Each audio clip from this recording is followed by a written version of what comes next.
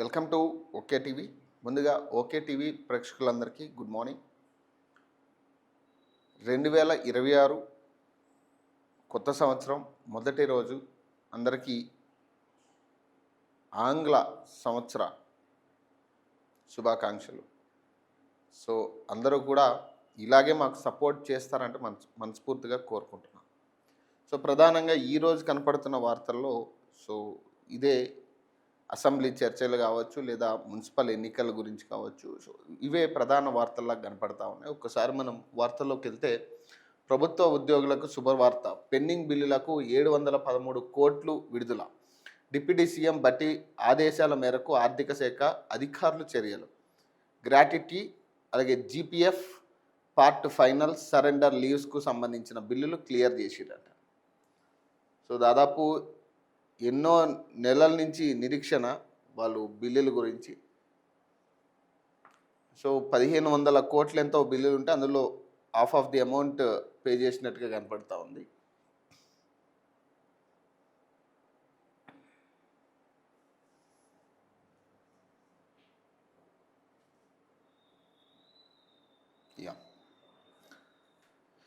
రాష్ట్రంలో ప్రభుత్వ ఉద్యోగుల పెండింగ్ బిల్లులకు సంబంధించి 713 కోట్లను ప్రభుత్వం విడుదల చేసింది. డిప్యూటీ సీఎం మల్లు బట్టి విక్రమార్క ఆదేశాల మేరకు ఆర్థిక శాఖ అధికారులు బుధవారం ఈ బిల్లులను క్లియర్ చేశారు.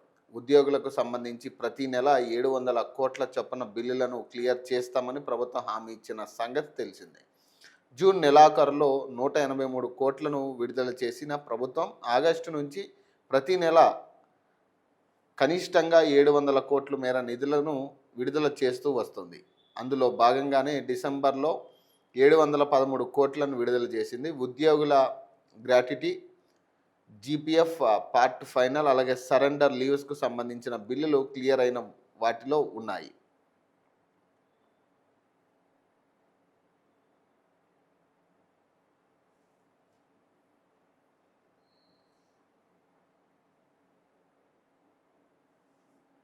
సో ఫైనల్గా ఏంటంటే వాళ్ళు ఎదురు చూస్తూ ఉన్నారు ఎన్నో నెలల నుంచి.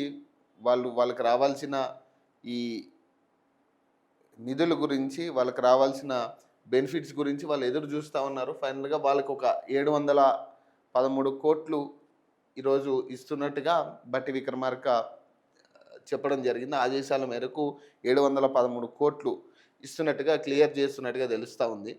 సో దీనికి సంబంధించి కూడా చాలామంది ఉద్యోగులు ఇప్పటికే వెయిట్ చేస్తున్న పరిస్థితి. వాళ్ళకి సంబంధించిన వేతనాల గురించి కావచ్చు, రావాల్సిన బెనిఫిట్స్ గురించి కావచ్చు. ఇక ఇదొక శుభ పరిణామం అనుకోవచ్చు. ఇక 1500 కోట్ల చిల్లర ఎంతో వాళ్ళకి ఇవ్వాల్సి ఉంది. సో వాటికి సంబంధించి 700 కోట్లే ఇస్తున్నట్టుగా తెలుస్తూ ఉంది. కానీ ఏదైనా కానీ గుడ్డులో మెల్లన్నట్టుగా సో ఎంతో కొంత క్లియర్ అయినట్టుగా కనపడతా ఉంది.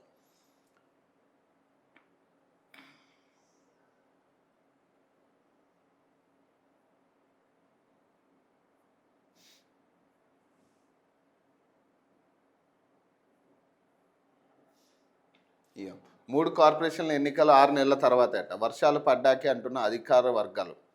జూన్, జూలై నెలలో నిర్వహించే ఛాన్స్. రాష్ట్రంలో మిగతా మున్సిపాలిటీలు, కార్పొరేషన్ ఎన్నికలు ఫిబ్రవరి తొలి వారంలోనేట. 117 మున్సిపాలిటీలు, 6 కార్పొరేషన్లో ఓటర్ల జాబితా ప్రచురణ ప్రక్రియ షురు. బీసీ రిజర్వేషన్లు తేలేకే పరిషత్ ఎన్నికలట. కోర్టు తీర్పు కోసం ఆగే యోచనట. ఆ కోర్టు తీర్పు నాకు తెలిసి పెండింగ్లో ఉండే పరిస్థితి. ఆ కోర్టు తీర్పు క్లియర్ అయ్యే పరిస్థితి ఇప్పట్లో అయితే కనపడట్లే. ఎందుకంటే దాని మీద ఫోకస్ చేసి ఆ కోర్టుకి అనుగుణంగా వీళ్ళు ఆధారాలు సబ్మిట్ చేసే పరిస్థితి లేదు గవర్నమెంట్ నుంచి.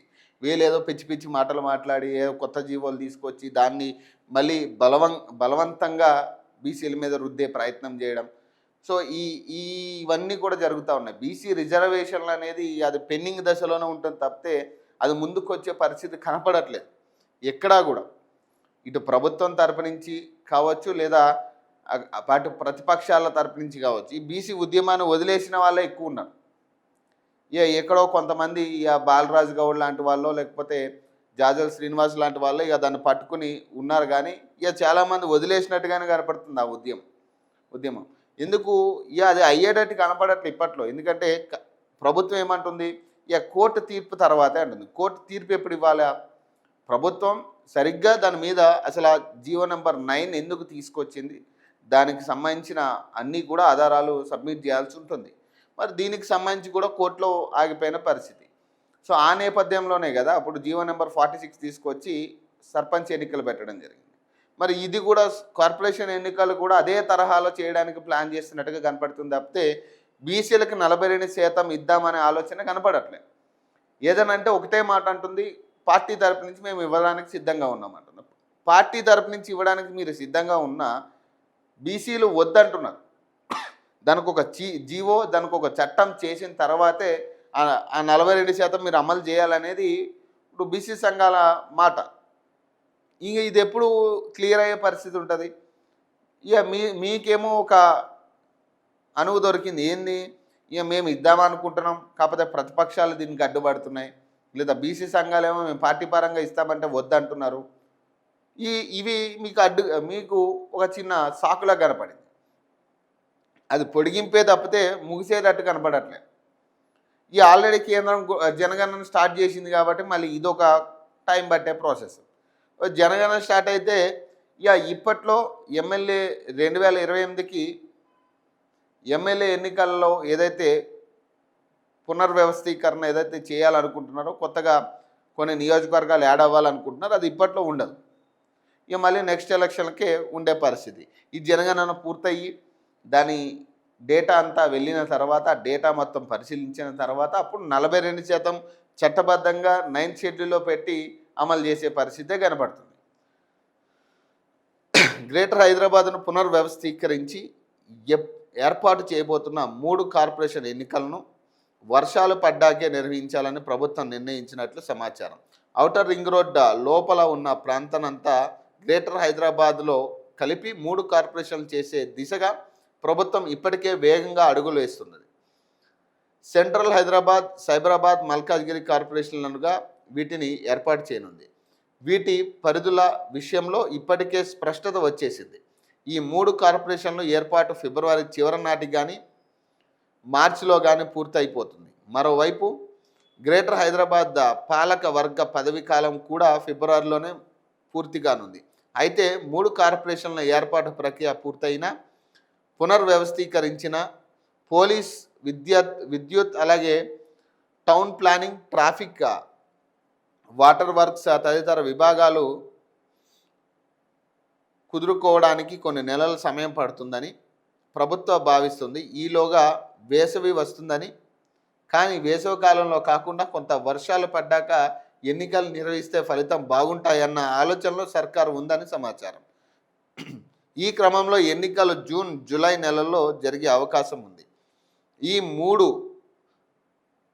ప్రతిపాదిత కార్పొరేషన్లకు మినహా రాష్ట్రంలోని మిగతా అన్ని మున్సిపాలిటీలు, కార్పొరేషన్లకు ముందే ఎన్నికలు జరగనున్నాయి. ఫిబ్రవరి మొదటి వారంలో ఈ ఎన్నికలు నిర్వహించనున్నారు. పంచాయతీ ఎన్నికలు ముగిశాక పరిషత్ ఎన్నికలు కాకుండా మున్సిపల్ ఎన్నికలే ముందు అన్న శీర్షికతో డిసెంబర్ 18న ఆంధ్రజ్యోతి ఒక కథనాన్ని ప్రచురించిన సంగతి తెలిసింది. ఈ క్రమంలోనే మున్సిపల్ ఎన్నికలకు సంబంధించిన ఏర్పాట్లు కూడా రాష్ట్ర వ్యాప్తంగా జరుగుతున్నట్టు తెలుస్తున్నది.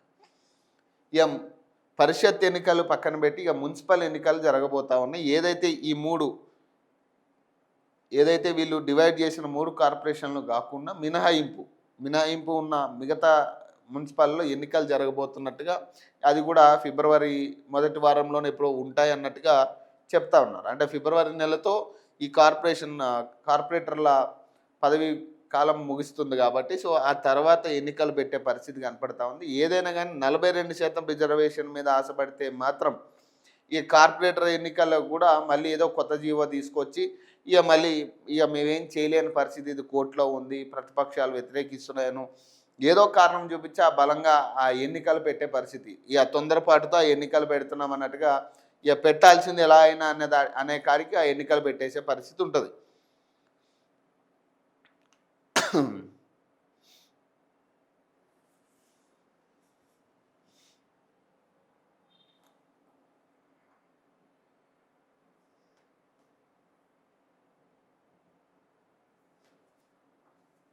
తెలంగాణలో స్టార్లింక్ ఇంటర్నెట్ అట, మాస్క్ కంపెనీతో సంప్రదింపులట. అటవీ ప్రాంతంలోని గ్రామాల్లో ఇంటర్నెట్ కల్పించేందుకే రాష్ట్ర వ్యాప్తంగా 5G వైర్లెస్ నెట్ అట. పైలట్ ప్రాజెక్టుకు ఖమ్మం జిల్లా రామకృష్ణాపురంలో అమలు అట. సంక్రాంతికి షురు 5 కోట్ల ఖర్చు. టీ ఫైబర్ ఐఐటి హైదరాబాద్ పర్యవేక్షణ నిర్వహణ దేశంలోనే తొలిసారిగా అమలు అట. స్టార్ లింక్ అని ఒక ఫైబర్ ఇంటర్నెట్ని ఏదైతే వెనకబడిన గ్రామాలు అటవీ ప్రాంతాల్లో ఉన్న గ్రామాలకి అందజేయడానికి ఇప్పుడు గవర్నమెంట్ కృషి చేస్తూ ఉందట. ఈ ఫైబర్ ఏంటంటే ఇక వైర్లెస్ కనెక్షన్ లాగా ఈ ఇంటర్నెట్ మొత్తం. దీన్ని మొదటగా రామకృష్ణాపురం అనే ఖమ్మం జిల్లాలో రామకృష్ణాపురం నుంచి స్టార్ట్ చేయబోతున్నట్టుగా తెలుస్తూ ఉంది. సంక్రాంతి తర్వాత దీన్ని బీజం పడేటట్టు కనపడతా ఉంది. టోటల్ 5 కోట్ల ఖర్చు అవుతుందట దీనికి, కేవలం అంటే ఆ గ్రామం వరకు తీసుకెళ్ళడానికి. అక్కడి నుంచి ఎట్లా ఉంటుంది అనేది చూడాలి. దీన్ని టీ ఫైబర్ అలాగే ఐఐటి హైదరాబాద్ పర్యవేక్షణ నిర్వహణ అలాగే దేశంలోనే తొలిసారి అమలు చేస్తూ ఉన్నారంట దీన్ని. చూడాలి మరి దీని పనితీరు ఎట్లుంటుంది. ఎందుకంటే ఏపీలో ఇట్లానే ఏపీ ఫైబర్ అనే ఒక నెట్వర్క్ తీసుకురావడం జరిగింది. సేమ్ ఇదే కాన్సెప్ట్, అదే కొంచెం అటు ఇటు ఉన్నా కూడా సేమ్ ఇదే కాన్సెప్ట్లో ఏపీ ఫైబర్ అని తీసుకొచ్చారు. ఇది చంద్రబాబు నాయుడు హయాంలోనే తీసుకొచ్చిన పరిస్థితి. దాంట్లో చాలా జాప్యం జరిగిందని ఇప్పుడు ఆ ఏపీ ఫైబర్ లైన్లన్నీ కూడా నిలిపివేసిన పరిస్థితి. ఆ బాక్సులన్నీ కూడా ఎందుకు పనికిరాని పరిస్థితులు ఉన్నాయి. గవర్నమెంట్ మారిన తర్వాత ఆ ఏపీ ఫైబర్లో ఏదో లొసుగులు ఉన్నాయని ఇప్పుడు చంద్రబాబు నాయుడు జైలుకి వెళ్ళడానికి కూడా ఒకానొక కారణం ఏపీ ఫైబర్ ఇంటర్నెట్కి సంబంధించిన వ్యవహారం. అందులో జరిగిన లోటుబాట్ల గురించి ఆయన ఒక కేసు కూడా బుక్ అయిన పరిస్థితి. అప్పుడు జైలుకి వెళ్ళిన పరిణామాలు కూడా దీనికి సంబంధించినవే. ఆ తర్వాత ఎక్కడా కూడా ఏ పల్లెటూరులో కూడా ఆ ఏపీ ఫైబర్ బాక్సులు లేవు, తీసేసారు. మరి ఇక్కడ కూడా అదే పరిస్థితి వస్తే మాత్రం ఒకవేళ అందులో అవకతవకలు చేసే పరిస్థితి కానీ ఇప్పుడు నెక్స్ట్ ప్రభుత్వం వచ్చిన తర్వాత మరి దీన్ని తీసేసే పరిస్థితులు కూడా ఉంటాయి. ఏదైనా జెన్యూన్గా మనం ఇవ్వాలనుకున్నప్పుడు పేదలకు అందాలనుకున్నప్పుడు జెన్యూన్గా మనం చేస్తే ఆటోమేటిక్గా మనకి నెక్స్ట్ కూడా ఇది కంటిన్యూ అయ్యే పరిస్థితి. ఇది మంచి పరిణామమే. ఎందుకంటే వెనుకబడిన పల్లెలకి ఖచ్చితంగా ఇంటర్నెట్ అవసరం ఉంది ఈ రోజుల్లో. ఎందుకంటే అక్కడ ఉన్న చదువుకోవాలనుకున్న విద్యార్థులకు కావచ్చు, చదువుకుంటున్న విద్యార్థులకు కావచ్చు, వాళ్ళకు కూడా కొంత అన్ని విధాలా కూడా సౌకర్యాలు అవసరం. కానీ మరి దీన్ని ఎంత ఓపెన్గా ఎంత ట్రాన్స్పరెంట్గా చేస్తారనేది ముఖ్యం. మళ్ళీ నెక్స్ట్ ప్రభుత్వం వచ్చిన తర్వాత ఇది కాదు, అందులో ఏదో లోటుబాట్లు ఉన్నాయి, రేవంత్ రెడ్డి అంత తిన్నాడు ఇంత తిన్నాడని మళ్ళీ వాళ్ళు దీన్ని ఆపేసి వాళ్ళు మళ్ళీ ఇంకొక కొత్త ఫైబర్ వాళ్ళకు అనుకూలంగా ఉన్న సంస్థల నుంచి మళ్ళీ ఇంకొక పెట్టుబడి తీసుకొచ్చి మళ్ళీ కొత్త ఫైబర్ పెట్టి ఇదంతా కాని పని.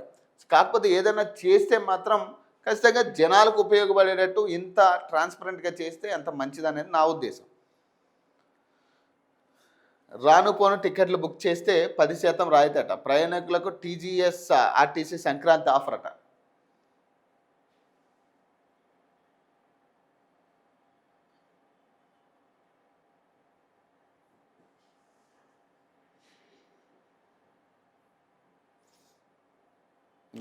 తెలంగాణలో స్టార్ లింక్ ఇంటర్నెట్ అట. ఎలాన్ మాస్క్ కంపెనీతో రాష్ట్ర ప్రభుత్వం సంప్రదింపులట. ఇప్పటికే 2 సార్లు సమావేశం అట. త్వరలో ఒప్పందం.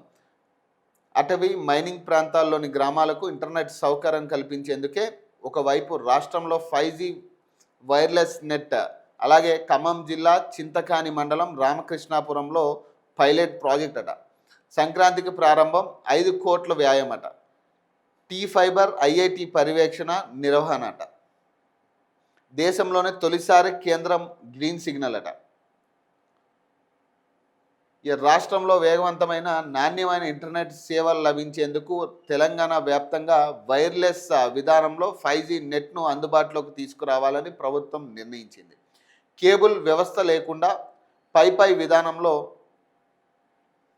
ఇంటర్నెట్ను అందుబాటులోకి తేనుంది. అయితే అటు కేబుల్తో పాటు ఇటు వైర్లెస్ విధానంలోనూ ఇంటర్నెట్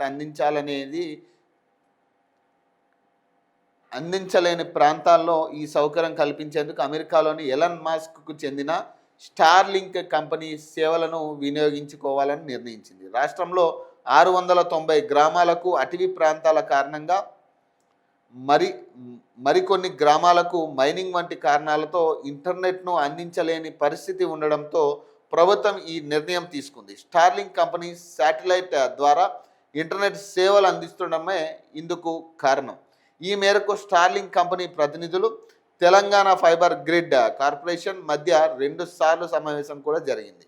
రాష్ట్రంలో ఏ ఏ ప్రాంతాల్లో ఇంటర్నెట్ అందించాలి, అక్కడ ఉన్న ప్రతికూల పరిస్థితి ఏంటి సహా అన్ని వివరాలను స్టార్లింక్ ప్రతినిధులకు టీ ఫైబర్ అధికారులు వివరించారు. దీంతో స్టార్లింక్ తమ సేవలు అందించేందుకు ప్రాథమికంగా సుముఖతతో వ్యక్తం చేసినట్టు తెలుస్తుంది. ఇందుకు సంబంధించి త్వరలో మరో కీలక సమావేశం జరగనుంది. స్టార్లింక్ రాష్ట్ర ప్రభుత్వం మధ్య ఒప్పందం కూడా జరిగే అవకాశం ఉందని తెలిసింది. ఇదే జరిగితే రాష్ట్రంలో మారుమూల గ్రామాలు, తాండాలు, ఏజెన్సీ, అటవీ ప్రాంతాల్లోని గ్రామాలకు ఇంటర్నెట్ సేవలు అందుబాటులోకి వస్తాయి. వైర్లెస్ 5G సేవలకు శ్రీకారమట. వాస్తవానికి తెలంగాణ ఫైబర్ గ్రిడ్ కార్పొరేషన్ ఆధ్వర్యంలో ఆప్టికల్ ఫైబర్ కేబుల్ విధానం ఇంటర్నెట్ను అందించేందుకు రాష్ట్ర వ్యాప్తంగా ఇప్పటి వరకు 42,000 కిలోమీటర్ల పరిధిలో భూగర్భ కేబుల్ వేశారు. దీని ద్వారా మొదటి విడతలో రాష్ట్రంలో 9,662 గ్రామాల్లో ఇంటర్నెట్ అందనుంది. అయితే ఓవైపు ఈ కేబుల్ ప్రాజెక్టు నడుస్తుండగానే రాష్ట్ర వ్యాప్తంగా వైర్లెస్ విధానంలో 5G ఇంటర్నెట్ను అందించేందుకు ప్రభుత్వం ప్రయత్నాలు ప్రారంభించింది. ఖమ్మం జిల్లా మదరి నియోజకవర్గం చింతకాని మండలంలో రామకృష్ణాపురం గ్రామంలో వైర్లెస్ 5G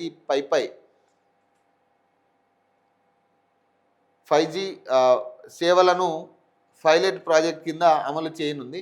ఇందుకు కేంద్ర ప్రభుత్వం తాజాగా అమలులో అనుమతులు జారీ చేసింది. సంక్రాంతి సందర్భంగా రామకృష్ణాపురంలో ఈ ప్రాజెక్టును ప్రారంభించినట్టు విశ్వసనీయంగా తెలిసింది. పైలట్ ప్రాజెక్టు అమలు కోసం 5 కోట్ల వరకు వెచ్చించనున్నారు. ఇప్పటికే హైదరాబాద్లోని నిమ్స్ ఆసుపత్రిలో 5 నెలల నుంచి వైర్లెస్ 5G సర్వీసులను రాష్ట్ర ప్రభుత్వం పైలట్ ప్రాజెక్టుగా అమలు చేస్తుంది. అక్కడ వినియోగిస్తున్న సాంకేతికత, ఈ 5 నెలల అంతరాయం లేని సేవలను అందించిన వివరాలను కేంద్రానికి నివేదించింది. దీనిపై స్పందించిన కేంద్రం పట్టణ ప్రాంతంలో కాకుండా ఏదైనా గ్రామీణ ప్రాంతంలో అమలు చేయాలని సూచించిందట. ఓకే, ఇప్పుడు మీరు వైఫై తీసుకురండి, 5G తీసుకురండి, 6G తీసుకురండి, మాకు ఏం అభ్యంతరం లేదు. ఈ టీ ఫైబర్ పేరు మీద ఏదైతే ఎలాన్ మస్క్ కంపెనీ నుంచి మీరు తీసుకోబోతున్నారో, స్టార్లింక్ అనే కంపెనీ నుంచి, సో ఇందులో ఎంత వరకు ట్రాన్స్పరెన్సీ ఉందనేది ప్రజలకు తెలియాల్సిన అవసరం ఉంది. ఎందుకంటే మీరు చేసే ప్రతి రూపాయి కూడా అప్పుగా చేసే ప్రతి రూపాయి కూడా ప్రజల మీదే ఆ బడ్డెన్ పడే పరిస్థితి ఉంటుంది. అలాగే ఈ టీ ఫైబర్ పేరు మీద మీరు చేసే ఏమన్నా అక్రమాలకు పాల్పడే పరిస్థితి ఉంటుందా? సో ఎంత ట్రాన్స్పరెంట్గా చేస్తే అంత మంచిది అనేది నా ఉద్దేశం. ఎందుకంటే ఆల్రెడీ పక్క రాష్ట్రం మనకు ఉదాహరణగా తీసుకోవచ్చు. పక్క రాష్ట్రం కూడా ఇట్లాంటి ప్రాసెస్ ఒకటి స్టార్ట్ చేసి అది ఫెయిల్ అయ్యి మళ్ళీ ఆ బాక్సులు ఎందుకు పని చేయకుండా మళ్ళీ తర్వాత మళ్ళీ ఇంకొక ప్రభుత్వం వచ్చింది. ఆ ప్రభుత్వం కూడా మళ్ళీ ఇంకొక కొత్త బాక్సులు అంటూ కూడా అవి ఇవ్వడం జరిగింది. అవి కూడా ఇప్పుడు పని చేయకుండా మళ్ళీ ఈ ప్రభుత్వం వచ్చాక మళ్ళీ దాన్ని మార్చిన పరిస్థితి. ఇక్కడ ఇబ్బంది పడేది ఎవరంటే ప్రజలు. ఎందుకు పదే దీన్ని మార్చుకోవాలి, ఆ బాక్స్ తెచ్చుకోవాలి, ఆధార్ కార్డు చూపించాలి, దానికి ఒక ప్రాసెస్ ఉంటుంది. మరి దీని రేటు కూడా చాలా అవసరమైన పరిస్థితి. మీరేమన్నా టారిఫ్ పెట్టబోతున్నారా? దీనికి టారిఫ్ పెట్టబోతుంటే ఎంతవరకు నిడివి ఉండే పరిస్థితి ఉంటుంది ఈ టారిఫ్ కూడా అనేది కూడా చాలా ముఖ్యమైన పరిస్థితి. చూడాలి. ఇక దీని మీద ఇంకా పైలట్ ప్రాజెక్ట్ జరిగిన తర్వాత ఒక క్లారిటీ వచ్చే పరిస్థితి ఉంటుంది.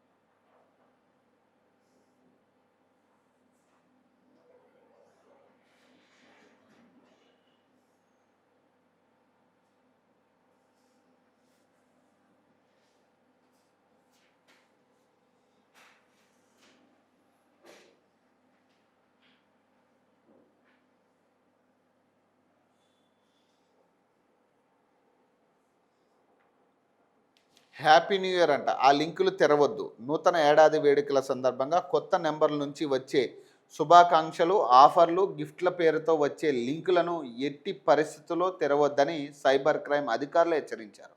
ఆఫర్లు, శుభాకాంక్షల పేరుతో సైబర్ నేరగాళ్లు మోసపూరిత లింకులను ప్రచారం చేస్తున్నారని, మీ స్నేహితుల పేరుతో వచ్చే ఈ సందేశాలను తెరవద్దని, వాటి పట్ల అప్రమత్తంగా మెలగాలని సూచించారు. ఒకవేళ లింక్ తెరిచిన అనుమానాస్పద యాప్ ఇన్స్టాల్ అయిన వెంటనే మొబైల్ డేటా, వైఫై సేవలను ఆపివేయాలని అన్నారు. అలాగే అనుమానాస్పద యాప్లను తక్షణం అన్ఇన్స్టాల్ చేయాలని సూచించారు. కొత్తగా వచ్చిన సందేశాలు, లింకులు, పాపప్లను సంబంధించిన స్క్రీన్ షాట్లను తీసుకోవాలని, వాట్సాప్తో పాటు ఈమెయిల్, బ్యాంకింగ్, ఇతర సోషల్ మీడియా ప్లాట్ఫామ్ల పాస్వర్డ్లను మార్చాలని సూచించారు. అలాగే మీ ప్రమేయం లేకుండా లావాదేవీలు జరిగితే వెంటనే బ్యాంక్, అలాగే పేమెంట్ యాప్కు సమాచారం ఇవ్వడంతో పాటు సైబర్ క్రైమ్ అధికారులకు ఫిర్యాదు చేయాలని అన్నారు. సో ఇట్లా న్యూ ఇయర్ పేరు మీద ఇక కొత్తగా గ్రీటింగ్స్ కానీ, ఇక కొత్త లింక్స్, ఇక గిఫ్ట్స్ వచ్చినాయని ఇక రకరకాల లింక్స్ ఫార్వర్డ్ అవుతూ ఉంటాయి ఇప్పుడు. సో ఆ లింక్స్ని క్లిక్ చేయొద్దు అంటున్నారు సైబర్ క్రైమ్ పోలీసులు. ఆ లింక్స్ని క్లిక్ చేయొద్దు, ఎందుకంటే ఆ లింక్స్ క్లిక్ చేయడం వల్ల కొంత సైబర్ క్రైమ్కి పాల్పడే పరిస్థితి ఉంటుంది. మీ డేటా మొత్తం కూడా హ్యాక్ అయ్యే పరిస్థితి ఉంటుంది. కాబట్టి ఆ లింక్స్ ఎట్టి పరిస్థితుల్లో క్లిక్ చేయొద్దు. కనీసం ఒకవేళ క్లిక్ చేసినా కూడా ఎట్లాంటి అనుమానం వచ్చినా ఆ ఇన్స్టాల్ అయిన యాప్ కావచ్చు, మీరు ఎటువంటి డీటెయిల్స్ అందులో ఇవ్వద్దు అనేది వాళ్ళు చెప్తున్నమాట.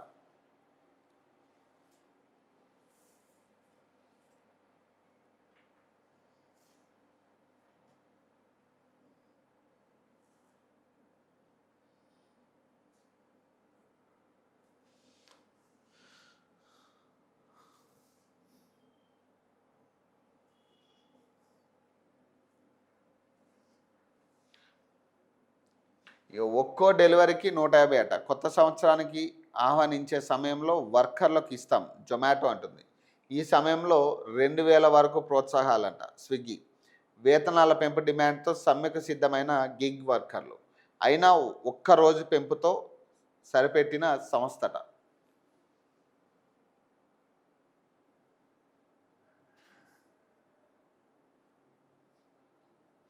ఒక్కో డెలివరీకి 150. కొత్త సంవత్సరాన్ని ఆహ్వానించే వేళ వర్కర్లకు అందిస్తామన్న జొమాటో.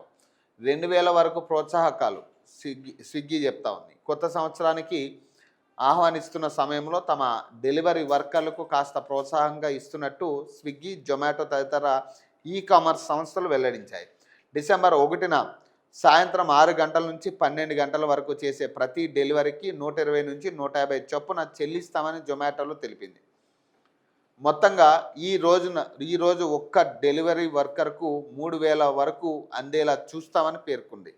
మరోవైపు డిసెంబర్ 31న సాయంత్రం 6 గంటల నుంచి 12 వరకు డెలివరీ వర్కర్లకు 2000 వరకు అందేలా చూస్తామని, 31న 2 రోజులు మొత్తం 10,000 వరకు ఇన్సెంటివ్లు అందిస్తామని స్విగ్గీ హామీ ఇచ్చినట్టు ఆ సంస్థ అధికారులు తెలిపారు. కాగా తమకు వేతనాలు పెంచాలని, ఇతర సమస్యలు పరిష్కరించాలని స్విగ్గీ, జొమాటో, జెప్టో తదితర కామర్స్ యాప్ల డెలివరీ వర్కర్లు దేశవ్యాప్తంగా డిసెంబర్ 31న సమ్మె చేస్తామని ఇటీవల ప్రకటించారు. ఈ నేపథ్యంలో ఎక్కువ సంఖ్యలో డెలివరీ వర్కర్లు అందుబాటులో ఉండేలా తాత్కాలికంగా అధిక వేతనం ఇచ్చేందుకు స్విగ్గీ, జొమాటో సిద్ధమయ్యాయని మార్కెట్ వర్గాలు చెప్తున్నాయట. ఇక ప్రధానంగా స్విగ్గీ, జొమాటో విషయానికి వస్తే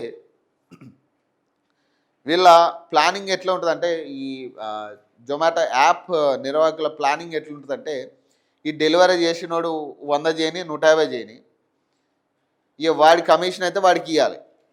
ఇక 10%, 20% ఆ కమిషన్ ఉంటుంది. ఆ కమిషన్ వాడు తీసుకుని వీడికి మిగతా పైసలు వేస్తారు. వీడు 20 కిలోమీటర్లైనా, 10 కిలోమీటర్లైనా, 5 కిలోమీటర్లైనా వాడు ఆఫర్లు ఇస్తాడు. వీడికి ఇచ్చేది తక్కువ ఉంటుంది. ఇప్పుడు అక్కడ బుక్ చేసే వాళ్ళకి ఆఫర్లు వెళ్తాయి. ఇప్పుడు 100 రూపాయల ఐటమ్ 30 రూపాయలు పెట్టిండి అనుకుందాం. ఈ 30 రూపాయల్లో వీడికి వచ్చేదేమి ఉండదు. కానీ వీడికి ఒక 10 రూపాయలు, 15 రూపాయలు వీడికి ఇచ్చే పరిస్థితి అంతే. అంతకు మించి ఆ డెలివరీలో వాడికి వచ్చేది ఉండదు, సచ్చేది ఉండదు. ఈ 150 రూపాయలు చేయాలంటే వాడు ఎంత కష్టపడాలి వాడు. సో దీని మీద గిగ్ వర్కర్లు అందరూ కూడా సమ్మె చేస్తూ ఉన్నారు. మాకు వేతనాలు పెంచాలని. కానీ వీళ్ళు ఏం చేస్తూ ఉన్నారు, ఇప్పుడు తెలివిగా డిసెంబర్ 31 చాలా పీక్ టైం, ఇది బుకింగ్స్ ఎక్కువ అయ్యే టైం. అందుకని ఏం చేస్తూ ఉన్నారు, ఈ 2 రోజులు మాత్రం ఈ 6 నుంచి 12 వరకు, అంటే ఈవినింగ్ 6 గంటల నుంచి 12 వరకు చేసే దాని మీద 150 ఎక్స్ట్రా ఇస్తారట ప్రతి ఆర్డర్ మీద. అంటే దాదాపు ఒక 3000 ఆ డెలివరీ బాయ్కి అందేలా చూస్తామని జొమాటో చెప్తా ఉంది. స్విగ్గీ ఏమంటుంది, 2000 అందేలా మేము చూస్తామని స్విగ్గీ అంటుంది. కేవలం ఒక్క రోజుకే, ఈ తర్వాత ఏముండదు ఇక. కేవలం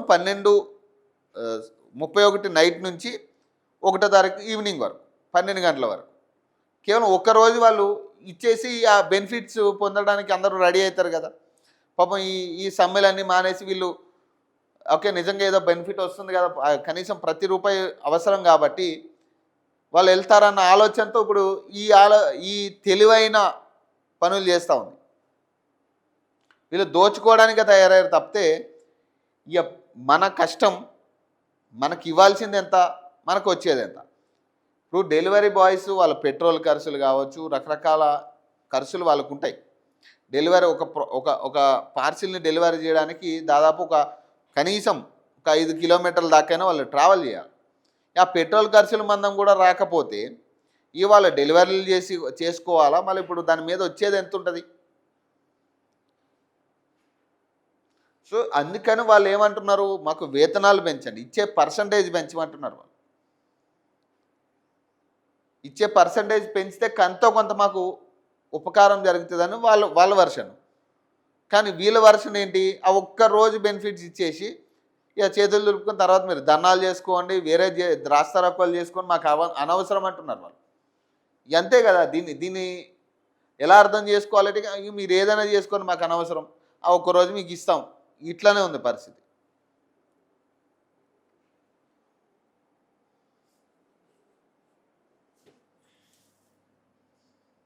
ఇక ఇండిగోకు 458 కోట్ల జిఎస్టీ ఫైన్ అట. దేశంలోని అతిపెద్ద విమాన సంస్థ ఇండిగోకు జిఎస్టీ అధికారులు భారీ షాక్ ఇచ్చారు. జిఎస్టీ చట్టం 2017లోని సెక్షన్ 74 ప్రకారం 2018-19 నుంచి 2022-23 వరకు జిఎస్టీకి సంబంధించిన 458 కోట్ల 26,16,980 జరిమానా విధించారు. దీనిలో వడ్డీ సహా జరిమానా కూడా ఉన్నాయని పేర్కొన్నారు. ఈ మేరకు ఢిల్లీ దక్షిణ విభాగం సిజిఎస్టీ అదనపు కమిషనర్ ఇండిగో సంస్థకు నోటీసులు పంపారు. విదేశీ సరఫరాదారులకు పొందిన పరిహారం అలాగే ఇన్పుట్ క్రెడిట్ ట్యాక్స్ను తిరస్కరించిన నేపథ్యంలో ఈ జరిమానా విధించినట్టు వివరించారు. అయితే ఈ నిర్ణయాన్ని తాము సవాల్ చేస్తామని ఇండిగో అధికారులు చెప్తున్నారు.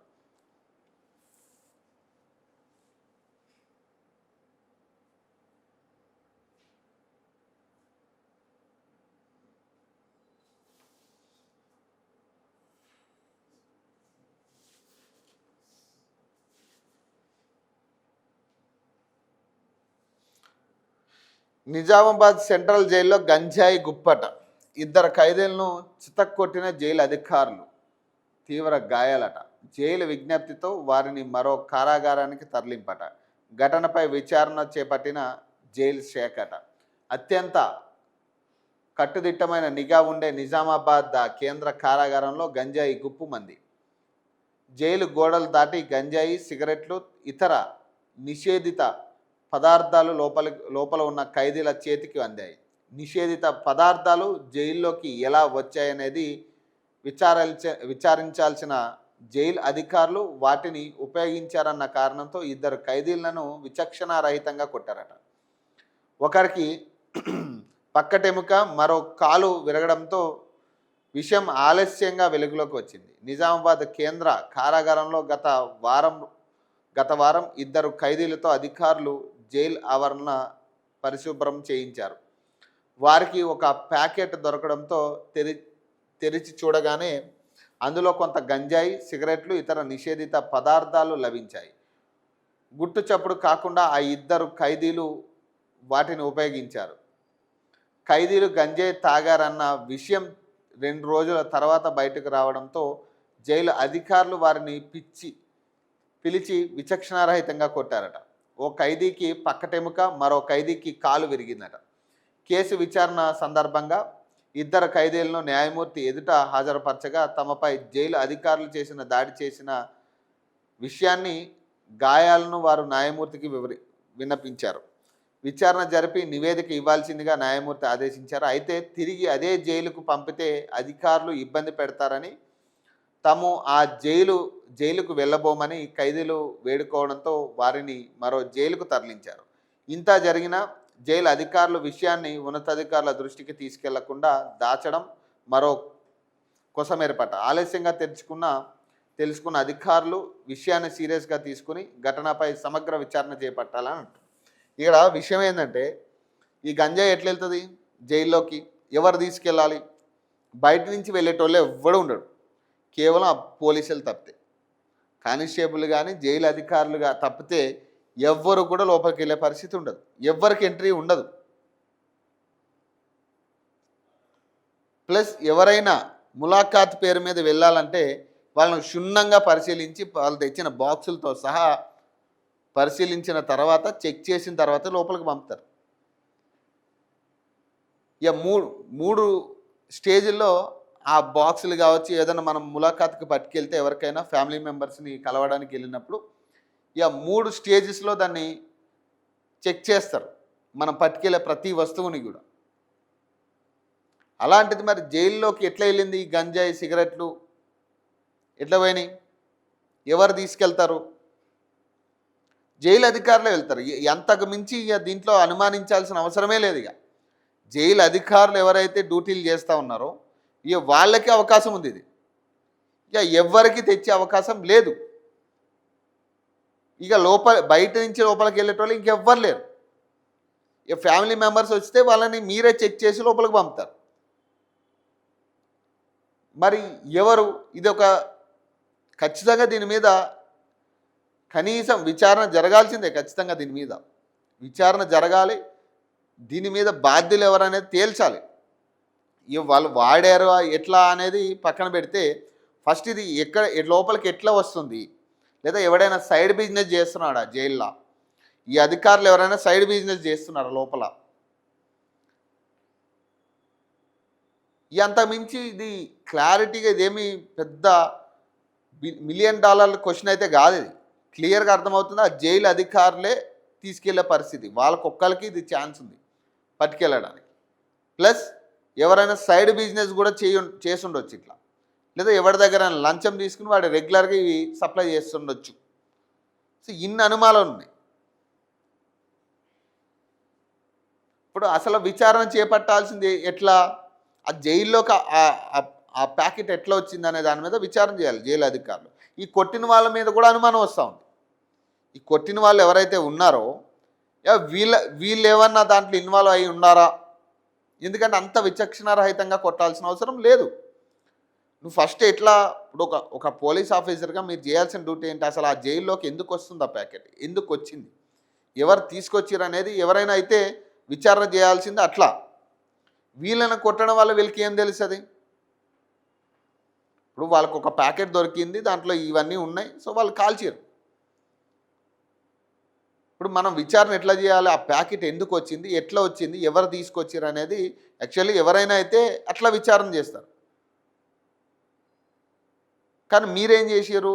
వాళ్ళని విచక్షణారహితంగా కొడితే వాళ్ళ మీద నిందను మోపేయించి మేమే తీసుకొచ్చాం, మేమే తెచ్చాం, మేమే తెప్పించుకున్నామనో ఏదో వాళ్ళు ఒప్పుకుంటారు, వాళ్ళ మీద నెట్టేయచ్చు అన్న ప్రయత్నం కూడా జరిగి ఉండొచ్చు. ఇక్కడ క్లియర్గా అర్థమవుతుంది అదే. వాళ్ళంత పక్కటెముకి కాలు ఇరిగేటట్టు కొట్టిరంటే ఎంత ఘోరంగా కొట్టుండొచ్చు వాళ్ళని. 100% ఇందులో పోలీసుల హస్తం ఉంది, క్లియర్గా కనపడుతుంది. కొట్టిన పోలీసులను ఫస్ట్ డిమాండ్ చేసి వాళ్ళని విచారణ చేస్తే అప్పుడు ఆ జైల్లోకి ఎట్లా వచ్చినాయి అనేది క్లియర్గా అర్థమవుతుంది. వీళ్ళ ఇన్వాల్వ్మెంట్ ఖచ్చితంగా ఉందనిపిస్తుంది నాకు.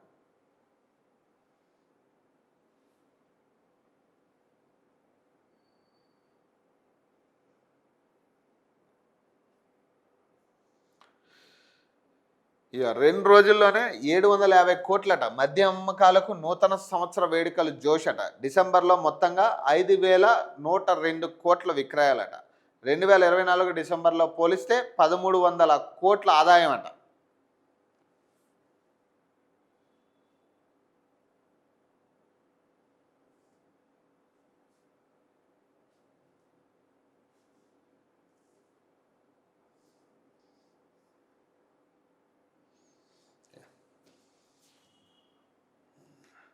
కొత్త వ్యాపారులకు తొలి నెలలోనే భారీ ఆదాయం అట. ఈ కొత్తగా ఈ వైన్ షాపులు స్టార్ట్ చేసిన వాళ్ళ గురించి ఇక కొత్తగా మొన్న టెండర్లు వేసి వాళ్ళకి వైన్ షాపులు వచ్చిన వాళ్ళు ఎవరైతే ఉన్నారో వాళ్ళకి కొత్తగా మొన్న వైన్ షాపులు ఓపెన్ చేసిరు వీళ్ళు మొత్తం. సో వీళ్ళకి దాదాపు ఒక్క డిసెంబర్ నెలలోనే 5,102 కోట్ల ఆదాయం జరిగిందట. గతంతో పోల్చుకుంటే దాదాపు 1,300 కోట్ల అదనమట డిసెంబర్ నెలలో. రాష్ట్రంలో మద్యం అమ్మకాలకు నూతన సంవత్సరం జోష్ మరింత కిక్కిచ్చింది. మంగళ బుధవారాలు 2 రోజుల్లో ఏకంగా 750 కోట్లు పైగా మద్యం విక్రయాలు జరిగాయట. డిసెంబర్ నెలలో మొత్తం మీద 5,102 కోట్ల విలువైన మద్యం అమ్మకాలు జరిగాయట. డిసెంబర్ నెలకు సంబంధించి రాష్ట్ర ఎక్సైజ్ శాఖ చరిత్రలో అమ్మకాలు ఆదాయం ఇదే అత్యధిక కావడం గమనార్హమట. అటు కొత్త మద్యం వ్యాపారులకు కూడా తొలి నెలలోనే కాసుల వర్షం కురిచింది. రాష్ట్రంలో మద్యం అమ్మకాలు 2024 డిసెంబర్లో 3,800 కోట్లు, 2023 డిసెంబర్లో 4,297 కోట్లు మాత్రమే. గత ఏడాదితో పోలిస్తే ఈసారి 1,300 కోట్లకు పైగా అధికంగా మద్యం విక్రయాలు జరిగాయట. భారీగా మద్యం విక్రయాలు ఉండవచ్చని అంచనా వేసిన ఎక్సైజ్ శాఖ స్టాక్ సరఫరాలో ఎలాంటి ఇబ్బందులు లేకుండా ముందస్తు చర్యలు చేపట్టిందట. కాగా రాష్ట్రంలో 2,620 మద్యం దుకాణాలు ఉన్నాయి. కొత్త మద్యం పాలసీ ద్వారా నవంబర్లో దుకాణాలను కేటాయించగా డిసెంబర్లో 1వ తేదీ నుంచి కొత్త వ్యాపారులు విక్రయాలు ప్రారంభించారు. వారికి డిసెంబర్లో స్థానిక సంస్థల ఎన్నికలు రావడం, తర్వాత క్రిస్మస్, ఇప్పుడు నూతన సంవత్సర వేడుకలు కలిసి వచ్చాయి. డిసెంబర్ తొలి 2 వారాల్లో పెళ్లిళ్ళు, పర్యాటక ప్రాంతాల్లో ఈవెంట్లతోనూ మద్య అమ్మకాలు పెరిగాయట. డిసెంబర్ 30న ఒక్క రోజు 375 కోట్ల విక్రయాలు నమోదవగా 31 సాయంత్రానికే అమ్మకాలు 350 కోట్లు దాటేశాయట. అర్ధరాత్రి 12 గంటల వరకు మద్య దుకాణాలు, 1 గంట వరకు బార్లు తెరిచి ఉంచేందుకు ఎక్సైజ్ శాఖ అనుమతి ఇవ్వడంతో అమ్మకాలు మరింత భారీగా నమోదయ్యే అవకాశం ఉందని అధికారులు అంచనా వేస్తున్నారు. కొత్త వ్యాపారులకు తొలి నెలలోనే మంచి ఆదాయం రావడంతో ఆనందం వ్యక్తం చేస్తున్నారట.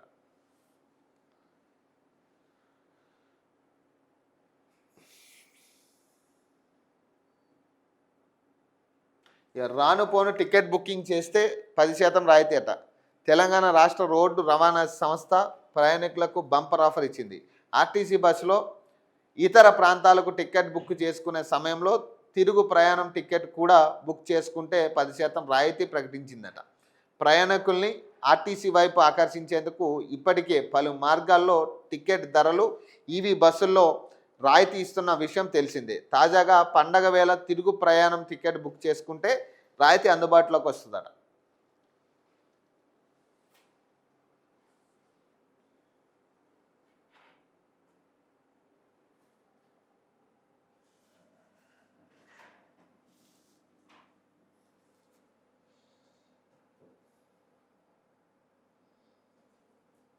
ఇక మున్సిపల్ ఎన్నికల్లో గెలుపు గుర్రాలకే టికెట్ అట. టిక్కెట్లు రాని వారికి నామినేటెడ్ పోస్టులట.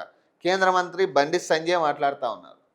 ఈసారి రాష్ట్రంలో వచ్చేది బీజేపీ ప్రభుత్వమైన మున్సిపల్ ఎన్నికల్లో టిక్కెట్లు రాని వారు తమ రాజకీయ భవిష్యత్తును చేజేతుల నాశనం చేసుకోవద్దని కేంద్ర మంత్రి బండి సంజయ్ కోరారట. సర్వే ఆధారంగా గెలిచే అవకాశం ఉన్న వారికి మాత్రమే టిక్కెట్లు వస్తాయన్నారట. బుధవారం కరీంనగర్ కార్పొరేషన్తో పాటు హుస్నాబాద్, జమ్మికుంట, చొప్పదండి మున్సిపాలిటీల నాయకులతో మున్సిపల్ ఎన్నికల సన్నాహానికి సమావేశం నిర్వహించారట. ఈ సందర్భంగా బండి సంజయ్ మాట్లాడుతూ ఈసారి కరీంనగర్ కార్పొరేషన్ మేయర్ పీఠాన్ని కైవసం చేసుకుని తీరుతామని ధీమా వ్యక్తం చేసిరట. టిక్కెట్ల కోసం తనతో పాటు తన కుటుంబ సభ్యులకు ఫోన్లు కూడా చేయొద్దని, ఎవరైనా ఒత్తిడి చేస్తే వాళ్ళకు వచ్చే టికెట్ కూడా రావని హెచ్చరించారు. టికెట్లు రాకపోయినా పార్టీ పరంగా నామినేటెడ్ పోస్టుల పరంగా వారికి న్యాయం చేస్తానన్నారు. ఎన్నికల సందర్భంగా టికెట్ల కోసం ఇతరత్ర విషయాల్లో గొడవలకు దిగే నాయకులను ఎట్టి పరిస్థితుల్లోనూ ఉపేక్షించవద్దని వెంటనే షోకాజ్ నోటీసులు జారీ చేయాలని బీజేపీ జిల్లా అధ్యక్షులను కోరారట. బ్లాక్మెయిల్ బెదిరింపులకు తాను లొంగిపోయే రకం కాదని స్పష్టం చేశారు. ఎన్నికల టికెట్లు ఇప్పిస్తానని ఎవరైనా హామీ ఇచ్చినా నమ్మొద్దని కోరారట. ఈ బీజేపీ పరిస్థితి ఎట్లా ఉందంటే, ఇక డిపాజిట్ కూడా రాని పరిస్థితి సర్పంచ్ ఎన్నికల్లో. ఇంకా వాళ్ళు ధీమా వ్యక్తం చేస్తూ ఉన్నారు. ఇక అంతే, ఇక వాళ్ళ సొంతంగా వాళ్ళు ఎన్నైనా మాట్లాడతారు. కానీ ఇక వాస్తవానికి వచ్చేసరికి బీజేపీకి ఇప్పుడు అందరూ కూడా జిహెచ్ఎంసీ ఎన్నికల్లో బీజేపీ పరిస్థితి ఏంది అనేది అందరూ వెయిట్ చేసే పరిస్థితి వచ్చింది ఈరోజు. గెలుపు గుర్రాలకు టికెట్ ఇస్తారా, లేకపోతే ఇంకొకటా. ఇప్పుడు కనీసం ఇప్పటికైనా లైన్లోకి వచ్చినట్టుగా తెలుస్తాం. ఇదే పరిస్థితి ఉప ఎన్నికలకి కొన్ని నెలల కిందట ఉప ఎన్నికల్లో ఇదే ఫార్మేట్ కనుక మీరు ఫాలో అయ్యి ఉంటే ఈ పార్టీ కనీసం సెకండ్ ప్లేస్లో అయినా ఉండే. కనీసం బీజేపీ సెకండ్ ప్లేస్లో ఉండే. సర్వే ఆధారంగా మీరు గెలుపు గుర్రాలకే టికెట్ ఇవ్వాలనుకుని ఉంటే ఇప్పుడు మాట్లాడే ఏం లాభం లేదు. ఇక జిహెచ్ఎంసీ ఎన్నికల్లో ఇప్పుడు జిహెచ్ఎంసీ ఎన్నికల్లో ప్రజలు ఎటువైపు ఉంటారా అనేది తెలియని పరిస్థితులు ఉన్నారు. బీజేపీ అనేది అసలు కనుసైగల్లో కూడా కనపడట్లేదు, కనీసం సోదిలో కూడా లేదు అది బీజేపీ. పొరపాటుని ఎవరు కూడా బీజేపీ కొట్టేస్తానన్న మాట రావట్లేదు ఎవరి దగ్గర నుంచి. ప్రజలు పబ్లిక్ దగ్గరికి మేము వాయిస్ తీసుకోవడానికి వెళ్ళినప్పుడు పబ్లిక్లా కనీసం బీజేపీ చర్చ కూడా రావట్లేదు, మేము అడిగితే తప్పితే. మేము గుర్తు చేయాల్సి వచ్చే పరిస్థితి వచ్చింది ఇప్పుడు బీజేపీకి. ఇక గతంలో అంటే ఇక స్థానాలు వచ్చాయి, 45 స్థానాలు ఎన్నో మీరు గెలుచుకున్నారు కార్పొరేషన్లో. కానీ మరి ఈసారి ఎట్లా ఉంటుందో తెలియదు. ఎందుకంటే ఈసారి మన పర్ఫార్మెన్స్ లేదు. ప్రతి సమస్యలో మన పర్ఫార్మెన్స్ చాలా నిల్లయింది. ఉన్న ప్రధాన నాయకత్వం మొత్తం కొట్టుకోవడానికి టైం కేటాయించిన పరిస్థితి. ఈగోలకు పోయి పంతాలకు పోయి బీజేపీ పార్టీనే పక్కన పెట్టిన పరిస్థితి రాష్ట్రంలో. ఇప్పటికి కూడా సఖ్యత రావట్లేదు నాయకుల మధ్యలో.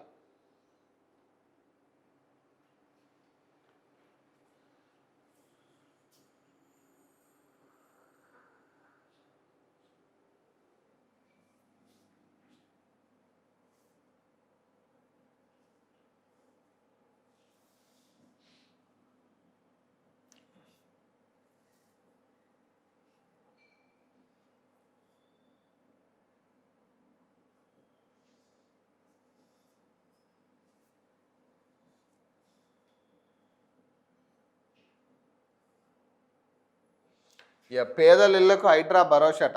మేడ్చల్ మల్కాజ్గిరి జిల్లా కుత్బుల్పూర్ మండలం గాజుల రామారం విలేజ్ సర్వే నెంబర్ 307లోని ప్రభుత్వ భూమిలో ఇల్లు కట్టుకొని నివాసం ఉంటున్న వారికి హైడ్రా భరోసా ఇచ్చిందట. ఇప్పటికే నివాసం ఉంటున్న పేదలను ఖాళీ చేయించబోమని హైడ్రా కమిషనర్ ఏవి రంగనాథ్ స్పష్టం చేశారు. సర్వే నెంబర్ 307లో నివాసం ఉంటున్న పేదలు ఆందోళన చెందుతున్న నేపథ్యంలో హైడ్రా కమిషనర్ బుధవారం క్షేత్రస్థాయిలో పరిశీలించారు.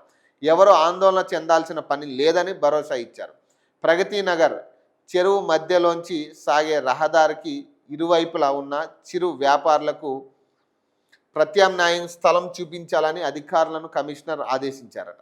చెరువు పరిసరాల్లో చెత్త గుట్టలను ఇప్పటికే 180 లారీల వరకు తరలించామని చెప్పారు. చేపలు, చికెన్, మాంసం వ్యర్థాలు చెరువులో కలుస్తుండడంతో పరిసరాలన్నీ దుర్గంధంగా మారుతున్నాయని స్థానికులు ఈ సందర్భంగా కమిషనర్కు ఫిర్యాదు చేశారు. హైడ్రా అదనపు డైరెక్టర్ వార్ల పాపయ్య, ఏసీపీ ఉమామహేశ్వర్ ఉన్నారట. ఈ పరిస్థితి మేము మొదటి నుంచి ఇదే చెప్తున్నాం. ఫస్ట్ మీరు భరోసా కల్పించాలి. ఎవరికి అక్కడ ఉంటున్న వాళ్ళని ఇమీడియట్గా ఖాళీ చేయిస్తే వాళ్ళు ఎటు పోవాలనే కాడికి ఫస్ట్ నుంచే మేము అదే చెప్తున్నాం. కనీసం వాళ్ళకి ఆల్టర్నేటివ్ అయినా కల్పించండి, లేదా వాళ్ళకు ఒక భరోసా ఇవ్వండి. అది దాదాపు ఇంత నాశనం జరిగిన తర్వాత, ఇంత ఇది జరిగిన తర్వాత ఇప్పుడు వాళ్ళు ఏం చెప్తున్నారు? ఫస్ట్ మేము భరోసా ఇస్తున్నాం, మేము ఇప్పుడప్పుడే మిమ్మల్ని ఖాళీ చేయించాం అంటున్నారు. ఇప్పుడప్పుడే మేము మిమ్మల్ని ఖాళీ చేయించాం, చిరు వ్యాపారులకు కూడా మేము ఆల్టర్నేటివ్ చూపించిన తర్వాతే కూలిస్తామంటున్నారు. ఇప్పటికి లైన్లోకి వచ్చారు. కోర్టు ఇన్ని మొట్టికాయలు వేసిన తర్వాత ఇప్పుడు లైన్లోకి వచ్చారు. ఇది మొదటి నుంచే ఉండుంటే ఎవరికి ఇబ్బంది ఉండకపోయేది. మొదటి నుంచే మనకి ఇది ఉంటే అసలు పేదల ఇల్లు అనేది అన్యాయం కాకపోయేది. పాపం వాళ్ళ రోడ్డును పడాల్సిన పరిస్థితి రాకపోయేది. పాపం ఇక్కడ బలైంది ఎవరంటే ప్రతి దాంట్లో కూడా, ప్రతి కూల్చివేట్లో కూడా ఫస్ట్ బలయ్యేది ఎవరంటే ఏవి రంగనాథ్ గారు. ఫస్ట్ టార్గెట్ ఈయనే. ఎందుకంటే ఈయనే ఫ్రంట్ ఫేస్కి ఈయనే ఉన్నాడు హైడ్రాకి. ఇప్పుడు ఫ్రంట్ ఫేస్ ఈయనే. యాక్చువల్లీ హైడ్రా చైర్మన్గా ఉన్నది రేవంత్ రెడ్డి. ఆయన ఎవరు ఏం చేయరు. అసలు ఆయన ప్రస్థానం కూడా ఇందులో రావట్లే. ఇక్కడంతా ప్రీ ప్లాన్డ్గా జరుగుతుంది. ఫేస్ అంతా కూడా హైడ్రా రంగనాథ్ గారినే పెట్టి ఈయన్నే దోషిగా చూపించే విధానం జరుగుతూ ఉంది. ఇప్పుడు మంచి జరిగితేనేమో మాకు, చెడు జరిగితే మీకు అన్నట్టుగానే ఉంది ఇప్పుడు పరిస్థితి. మంచి జరిగితే ఏ రోజు కూడా రంగనాథ్ గారిని పిలిచి అభినందించిన రోజులు లేవు కదా ప్రభుత్వం. చెడు జరిగినప్పుడు కూడా ఈయనే దోషిగా చూపించే ప్రయత్నం. సో ఇన్నిసార్లు కోర్టు మొట్టికాయలు వేసిన తర్వాత ఇక ఈయనకి కూడా అర్థమైంది. ఇక ఇటు నేనే బలవుతున్నా, ఇక ఎందుకు వచ్చిన పనిగా మన లిమిట్స్లోకి వెళ్తే బెటర్ అనేది ఇక అప్పటికైనా అర్థమైనట్టుగా కనపడతా ఉంది. ఇదే ప్రొసీడింగ్స్ అంతకుముందు కూడా చేసి ఉంటే చాలామంది అన్యాయంగా రోడ్డున పడే పరిస్థితి ఉండకపోయేది.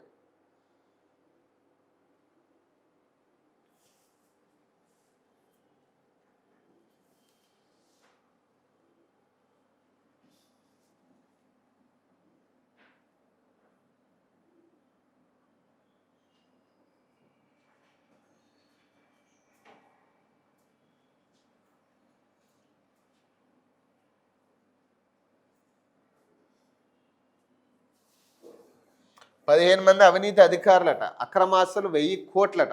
ఈ ఏడాది అక్రమాస్తుల కేసులో తేల్చిన ఏసీబీ అట. మొత్తం 119 కేసుల్లో 273 మంది అరెస్ట్ అట. లంచం తీసుకుంటూ చిక్కిన 176 మంది ఉద్యోగులట. 2025 వార్షిక నివేదికలో ఏసీబీ డీజీ చారు సిన్హా వెల్లడట.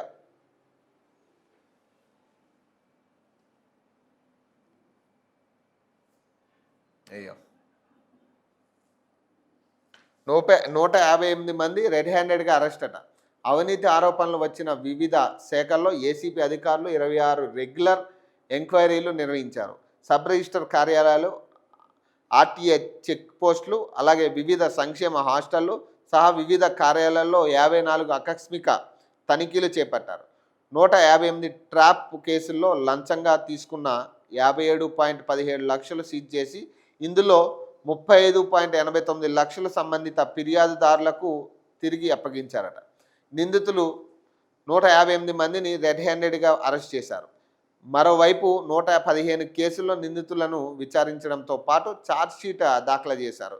73 మంది అధికారులకు ప్రాథమిక ఇండక్షన్ శిక్షణ నిర్వహించారు. నిందితులు అనుమానిత తదితరుల ప్రొఫైల్ తయారీ, నిఘా పద్ధతులు, బినామీ ఆస్తుల చట్టం, ఆర్థిక లావాదేవీలను గుర్తించడంతో పాటు ప్రజల్లో అవగాహన కలిగించినట్టు చారు సిన్హా తెలిపారట. ఏసీబీ అవినీతి అధికారులు భరతం పడుతున్నది.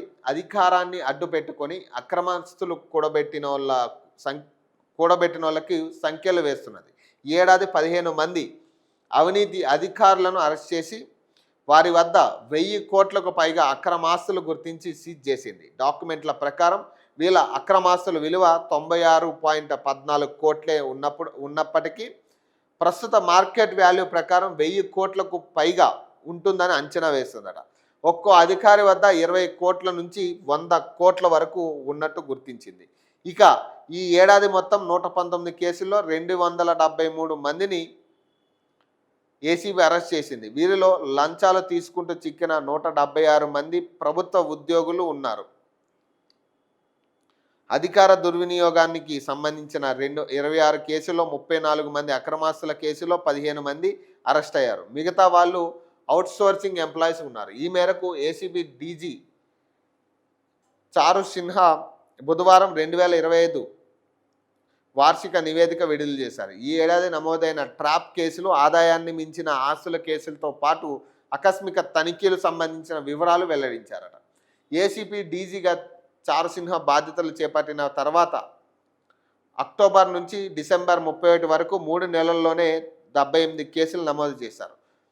గతేడాది చివరి 3 నెలలతో పోలిస్తే ఇవి రెట్టింపు కేసులట. బాధితుల నుంచి అందిన ఫిర్యాదుతో పాటు టోల్ ఫ్రీ నెంబర్, ఫేస్బుక్, ఎక్స్లో వస్తున్న సమాచారం ఆధారంగా కేసు నమోదు చేస్తున్నారట. అవినీతికి ఎక్కువ ఆస్కారం ఉన్న డిపార్ట్మెంట్లలో ఆకస్మిక తనిఖీలు నిర్వహిస్తున్నాయి. లంచం డిమాండ్ చేసిన అధికారులను పక్కా ప్లాన్తో వలవేసి పట్టుకున్నారట. తప్పించుకునేందుకు అవకాశం లేకుండా నోట్ల కట్లతో సహా రెడ్ హ్యాండెడ్గా అరెస్ట్ చేస్తున్నారట. నోట్లపై ఫింగర్ ప్రింట్స్, వీడియో రికార్డింగ్, బాధితుల వాంగ్మూలన కోర్టులో సాక్ష్యాధారాలుగా ప్రవేశపెడుతున్నారట. 1000 కోట్లట ప్రభుత్వ ఉద్యోగులు. ఇలా జీతాలు ఎంత? 20,000 30,000 జీతాలు ఉండేటోళ్ళే మొత్తం అందరూ కూడా. 1000 కోట్లట వాళ్ళకి. దొరికింది 96.14 కోట్లే. కానీ ఇప్పుడున్న మార్కెట్ వాల్యూ ప్రకారం వాటి విలువ 1000 కోట్లట. మరి ఎవడ పైసలు ఇవ్వండి? ఇప్పుడు ఏ ప్రభుత్వ ఆఫీసుకి పోయినా డైరెక్ట్గానో ఇండైరెక్ట్గానో లంచాల డిమాండ్ చేసేటోళ్ళు ఎక్కువయ్యారు. ఈ ప్రభుత్వం మా దగ్గర పైసలు లేవు, మేము జీతాలు ఇవ్వలేమని ప్రభుత్వ ఉద్యోగులకి ఇక ఓపెన్గా చెప్పేసరికి వీళ్ళకి ఏమవుతుంది? ఏదో రకంగా పైసలు సంపాదించాలి కదా వాళ్ళు. ఇక కొంతమంది ఇందులో పైసలు కట్టి వచ్చిన వాళ్ళు ఉంటారు చాలామంది. ఈ అవుట్సోర్సింగ్ కొంతమంది ఎవరైతే ఇప్పుడు పని చేస్తున్నారో వీళ్ళందరూ కూడా పైసలు కట్టి ఉద్యోగం వేయించుకున్న వాళ్ళు ఉంటారు. 30 లక్షలు, 40 లక్షలు, 50 లక్షలు, ఇక వాళ్ళ ఇష్టమే కావు అడిగినంత. ఇక పైసలు వేయించుకున్నప్పుడు మరి ఆ పైసలు ఎట్లా సంపాదించాలా? ఏ మంది మీద పడాలి. ప్రజల మీద పడితే వాడి దగ్గర 20,000, లేనోడి దగ్గర కూడా వీళ్ళ డిమాండ్ ఎట్లుంటుందంటే, ఇక లేనోడైనా కూడా ఒక రైతు వచ్చి వాడికి ఏదైనా పని కాలేదనుకోండి, వాడు నువ్వు తెస్తేనే అవుతుంది, ఇక లేకపోతే కాదు, ఇక పెద్ద సార్కి ఇవ్వాలి, నాకు అవసరం, నాకేమున్నది ఇందులో, పెద్ద సార్కి ఇవ్వాలా, ఈ ఆ సార్ ఉన్నారు ఆ సార్కి ఇవ్వాలా, ఎక్కడ నేను ఒక్కనే తింటానా అన్న గాడికి ఉంటుంది. ఏదో సినిమాలో ఉంటుంది అది. ఏం నాకు అర్థం కాదు, నేను ఒక్కనే తింటాను ఇదంతా అంటాడు చూడండి. ఇక అట్లనే ఉంటుంది పంచాయతీ ఇదంతా.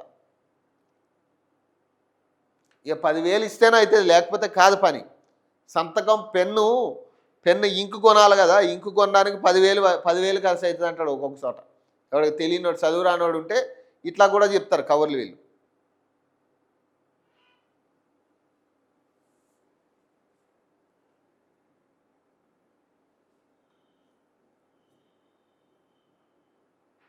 ఇయో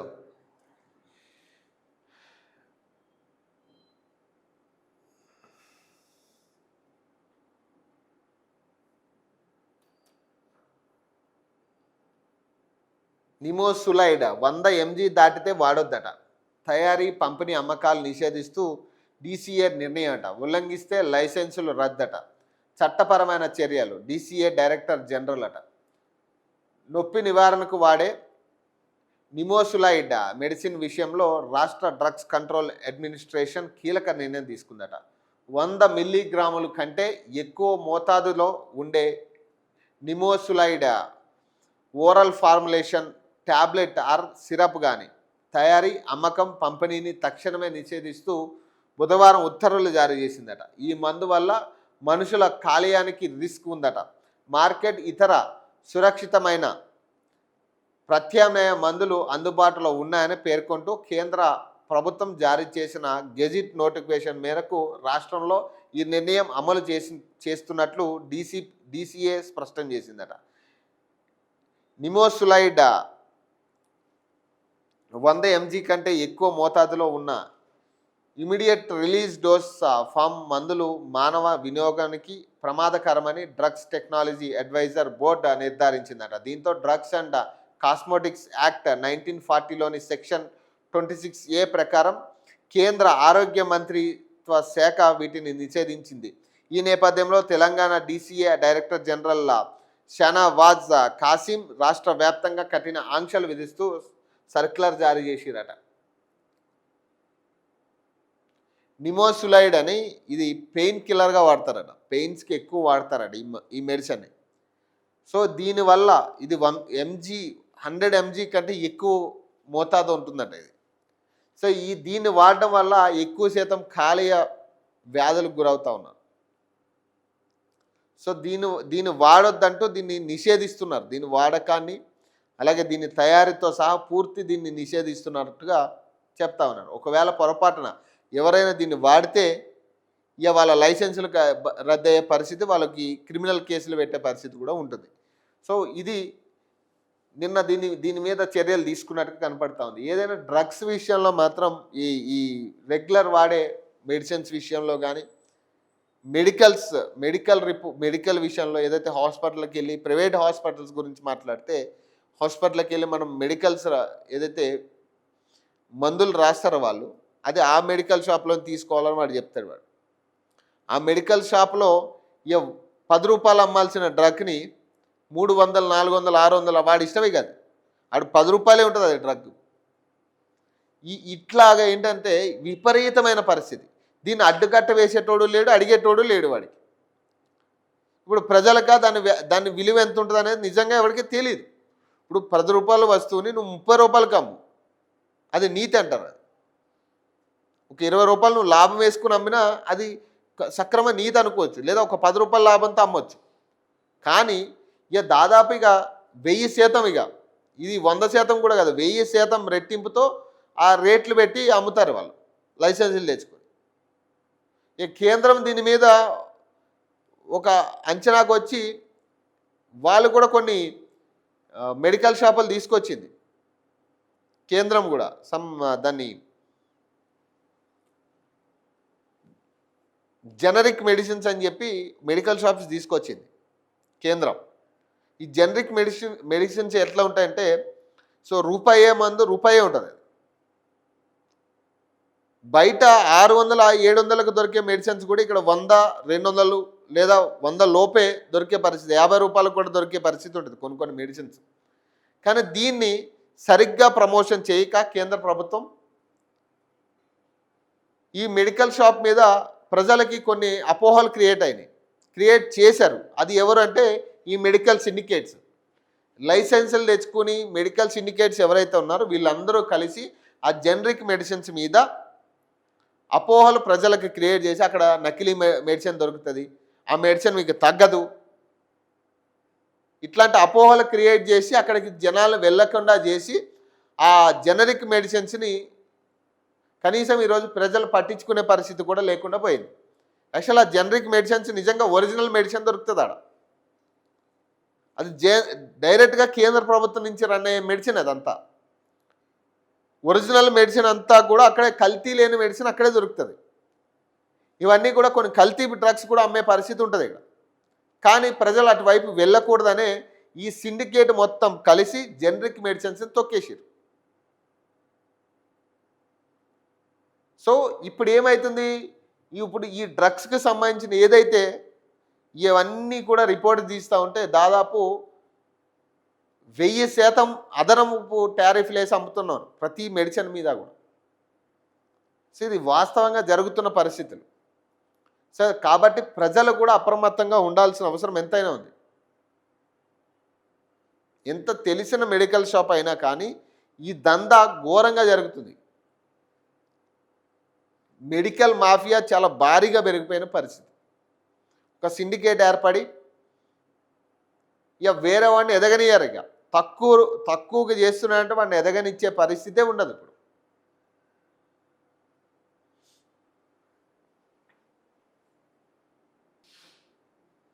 యూట్యూబర్ అన్వేష్పై కేసట, కరాటి కళ్యాణి ఫిర్యాదు మేరకు నమోదట. యూట్యూబర్ అన్వేష్పై కేసు నమోదైంది. ఆయన ఇటీవల హిందూ దేవులపై వివాదాస్పద వ్యాఖ్యలు చేశారంటూ సినీ నటి కరాటి కళ్యాణి పోలీసులకు ఫిర్యాదు చేశారు. హిందువులు పూజించే సీతాదేవి, ద్రౌపది గురించి అన్వేష్ అసభ్యంగా మాట్లాడారని తన ఫిర్యాదులో పేర్కొన్నారు. కళ్యాణి కంప్లైంట్ ఆధారంగా అన్వేష్పై పంజాగుట్ట పోలీసులు కేసు నమోదు చేసిరట. ఈ ఇది ఎట్లా అయిపోయిందంటే ఇప్పుడు ఈ హిందూ దేవి దేవతలు ఏదైనా ఒక ప్రతి ఒక్కడికి కూడా వీళ్ళని చూపించి మనం మాట్లాడేస్తే మన మన ఛానల్లో వ్యూస్ పోతాయి. హిందువులే కదా ఈజీగా రాయొచ్చు అనే కాడికి ఉంది. ఇదే వ్యక్తి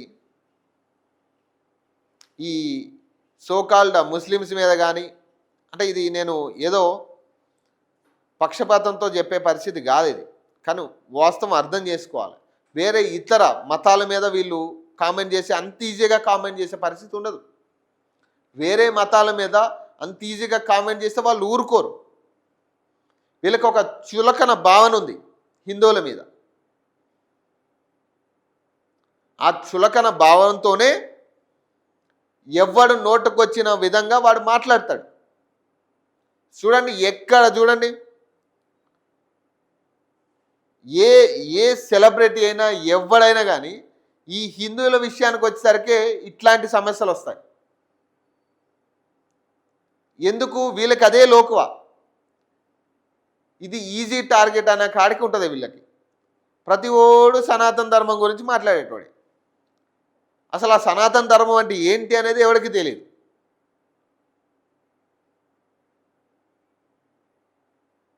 ఈ పనికిమాలిన వీడియోలు చేసుకుంటూ ఏదో నీ లైఫ్ను రన్ చేసుకుంటున్నావు, బాగానే ఉంది. ఏదో బెట్టింగ్ యాప్స్ గురించి ఏదో మాట్లాడుతూ ఆ మధ్యకాలంలో కొంత హల్చల్ చేసింది. దానికి ఒక కారణం కూడా అనుకోవచ్చు. ఇప్పుడు బెట్టింగ్ యాప్స్కి సంబంధించి ఇప్పుడు ఎవరెవరికి నోటీసులు ఇచ్చారో ఇదంతా కూడా ప్రధాన కారకుడు అనుకోవచ్చు. కానీ ఇప్పుడు సివి సజ్జనార్ గారు కూడా ఆయనతో ఇంటర్వ్యూ చేయడం జరిగింది.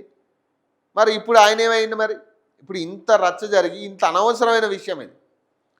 ఇప్పుడు ఆడవాళ్ళ డ్రెస్సుల దగ్గర స్టార్ట్ అయిన అంశం ఇది. ఇప్పుడు ఆయన నోరు జారిండా లేకపోతే ఇంకో విధమా, ఆయన వర్షన్ ఏందనేది ఆయన ఒక క్లారిటీ ఇచ్చిండు. చాలా చాలా పద్ధతిగా ఆయన చెప్పుకొచ్చిండు మొత్తం. దీని మీద అనసూయ ఏం మాట్లాడింది, చిన్మయ ఏం మాట్లాడింది, అంతా మనకు అనవసరమైన విషయం. ఇప్పుడు ఒక డ్రెస్ దగ్గర స్టార్ట్ అయిన విషయాన్ని మనం ఎక్కడో సనాతన ధర్మంలో జరిగిన అంశాలను లింక్ చేసి ఆ దేవీ దేవతల మీద విమర్శించే ప్రయత్నం ఎందుకే? దేనివల్ల ఇది? అంటే వీళ్ళు ఏం చేయరనే కదా. వీళ్ళు నన్ను ఏం చేయలేరు, నేను ఏడో దాకున్నా ఏం చేయలేరు అనే కాడికి మనం అనుకుంటున్నాం. కానీ బిడ్డ తొక్కుతారుగా. ఇప్పుడు ఇదేదో పతనం స్టార్ట్ అయింది ఏదో చెప్తా ఉంటారు పెద్ద పెద్ద మాటలు, కానీ అది కాదు. ఇక్కడ ఉరికిచ్చి లాక్కొచ్చి కొడతారు. ఇక్కడ నువ్వు ఏడున్నా ఏదో అనుకుంటున్నావేమో, నేను ఆ దేశంలో ఉన్నా ఈ దేశంలో ఉన్నా, నన్ను ఎవరు ఈడకొచ్చి టచ్ చేసేవాళ్ళు ఎవడో లేడు అని. ప్రతి చోట హిందువులు ఉంటారు, ప్రతి చోట ఇండియన్స్ ఉంటారు, గుర్తుపెట్టుకో. తొక్కుతారు ఆ దేశంలోనే. ఆషామాషి వ్యవహారం కాదు ఇది. నేను కూడా దాదాపు ఒక 2-3 రోజుల నుంచి ఈ వ్యవహారాలన్నీ చూస్తున్నా. అవసరమైతే ఆ దేశంలోనే తొక్కుతారు. నేను ఈడ దాకా కూడా లాక్కు రావాల్సిన అవసరమే లేదు. ఇక ఇప్పుడు ఎక్స్పోజింగ్ చేస్తే సినిమాలు ఆడతాయా లేకపోతే చీరలు కట్టుకుంటే ఆడవా, ఈ అంశాలన్నీ మనం తేల్చాల్సిన అవసరమే లేదు. మనం అసలు హిందువుల దేవతలు ఎందుకు వచ్చి అంశం మీద టోటల్ డిఫరెంట్ అంశం ఇది. ఇప్పుడు వాళ్ళ డ్రెస్సింగ్ స్టైల్ గురించి మాట్లాడుకోవాలనుకుంటే నువ్వు ఎన్నైనా మాట్లాడు. మరి నీ ఇంట్లో ఆడవాళ్ళు అట్లానే ఉంటారంటే నువ్వు అదే చెప్పి, ఇక నా ఇంట్లో కూడా నేను అదే ఎంకరేజ్ చేస్తా, ఆ బట్టలు వేసుకోమని నేనే ఎంకరేజ్ చేస్తా అని నువ్వు వాళ్ళ గురించి ఎన్నైనా మాట్లాడుకో నీ ఇంటి గురించి. కానీ ఇక అసలు దీనికి సంబంధమే లేని అంశాన్ని ముందు పెట్టి అసలు దేవుళ్ళ గురించి మాట్లాడాల్సిన సిచ్యువేషన్ ఎందుకు వచ్చిందాడా? అంటే నీ పనికిమాలిన వ్యూస్ కోసం, నీ పనికిమాలిన వీడియోల కోసం, నీ పనికిమాలిన కుటుంబం కోసం, నువ్వు పైసలు సంపాదించుకోవడం కోసం ఇట్లాంటి సాఫ్ట్ టార్గెట్లు చేస్తే కింద చెక్కి పైకి పెడతారు. అది ఇక తర్వాత మనం అన్నీ ఏదైతే క్లియర్గా డీటెయిల్గా మనం ఎక్స్ప్లెయిన్ చేసినామో ఇక ఈసారిగా తొక్కితే ఏ పొక్కలోకి పోతావో నీకు అర్థమవుతుంది. అది సో కాబట్టి ఇకనైనా సారీ చెప్పి ఏదో నేను సారీ చెప్పినా, సారీ చెప్పడం కాదు, ముందు నోరు అదుపులో ఉండాలి ఫస్ట్. మనం మాట్లాడేటప్పుడే ఆలోచించి మాట్లాడాలి. ఒక మాట మాట్లాడేటప్పుడు, ఒక మాట తుల్లేటప్పుడు చాలా ఆలోచించుకుని ఇది మాట్లాడితే రేపు నాకు వచ్చే పరిణామాలు ఏంటనేది ఫస్ట్ గ్రహిస్తే నువ్వు టాప్ యూట్యూబరా లేకపోతే ఇంకోటా, ఏం పనికిమాలిన కంటెంట్ ఉంటుంది అందులో. సమాజానికి ఉపయోగపడే కంటెంట్ ఒకటి ఉండదు. ఈ ఆడ కూర్చొని ఇక్కడ వాళ్ళందరినీ నిందించి ఇక్కడ వాళ్ళందరినీ తిట్టే ప్రయత్నాలు తప్పితే ఒక పిరికి నా కొడుకులాగా ఎక్కడో దాక్కుని ఇక్కడికి వస్తే కొడతారన్న విషయం నీకు తెలుసు. అందుకే ఇక్కడికి రావు.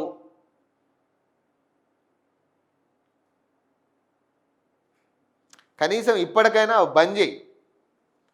లేకపోతే ఏంటంటే ఏడుంటే ఆడకొచ్చే కొడతారు. ఇక ఏదో అనుకుంటున్నాం వీళ్ళు ఏం చేస్తారబ్బా హైదరాబాదు లేకపోతే తెలంగాణ ఆంధ్రాలో ఉండేవాళ్ళు లేకపోతే ఇతర ఇండియాలో ఉండేవాళ్ళు నా దగ్గర వచ్చి ఏం చేస్తారా అని అనుకుంటున్నాము. నువ్వు ఉన్న చోట కూడా హిందువులు ఉంటారు, వాళ్ళతోనే కొట్టించే పరిస్థితి ఉంటుంది నీకు, చూసుకో.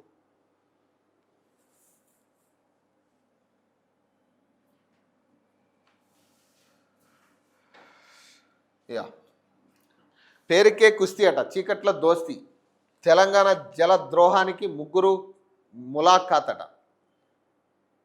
బాబు డైరెక్షన్లో ఒక్క దశలో బనకచెర్ల ముందుకట. గత జూలై నెలలోనే 200 టీఎంసీల గోదావరి జలాల మళ్లింపునకు కేంద్రంలోని బీజేపీ సర్కార్ గ్రీన్ సిగ్నల్ అట. తెలంగాణ ప్రభుత్వానికి తెలిసిన 5 నెలలుగా గప్చిపట. లింక్ ప్రాజెక్టుపై కేంద్ర జలాల సంఘం గుట్టుగా కసరత్తట. అందులో భాగంగానే వారం వ్యవధిలో కమిటీలకు పేర్లు ప్రతిపాదించారట. ఆంధ్ర తెలంగాణ ప్రభుత్వాలు ప్రజల దృష్టి మళ్లించడం కోసం నామమాత్రంగా సుప్రీంకోర్టులో కాంగ్రెస్ సర్కార్ పిటిషన్ అట. బచావా ట్రిబ్యునల్ అవార్డు వాటాలోనే 200 టీఎంసీల నీటిని మిగులుబాటుగా నిర్ధారణట. ఎగువ రాష్ట్రాల నీటి హక్కులకు పట్టించుకొని కేంద్రం అట. గుట్టును మాజీ మంత్రి హరీష్ రావు బయట పెట్టగానే సుప్రీంకోర్టు కేసును తెరపైకి తెచ్చిన ఉత్తమట.